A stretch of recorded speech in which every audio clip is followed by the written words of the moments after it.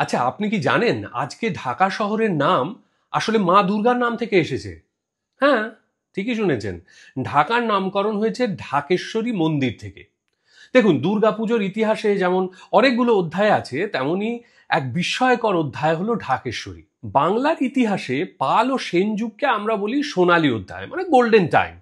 এই সময় সেন রাজবংশের অন্যতম প্রভাবশালী রাজা গৌরেশ্বর বল্লাল সেন তিনি নিজে হাতে প্রতিষ্ঠা করেছিলেন এক মহাশক্তির মন্দির। দেবী ছিলেন দশভুজা দুর্গা, যিনি পূজিতা হলেন ঢাকেশ্বরী নামে। ঢাকেশ্বরী কথাটার অর্থ হলো ঢাকার ঈশ্বরী।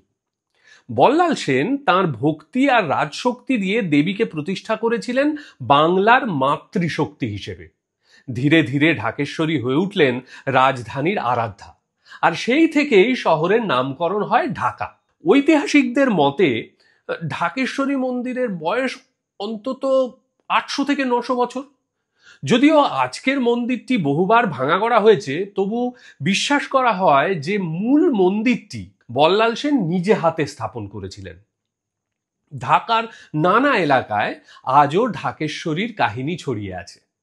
লোককথা, বার্ষিক মেলা, দুর্গাপুজোর আয়োজন, সবেতেই ঢাকেশ্বরীর ছাপ স্পষ্ট।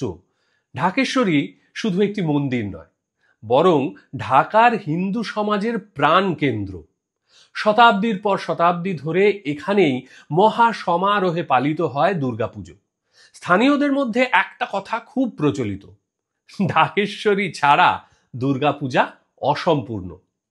তবে শুধু পুজো না, শুধু পুজো নয়, ঢাকেশ্বরীকে কেন্দ্র করে গড়ে উঠেছে ঢাকার সাংস্কৃতিক জীবনও।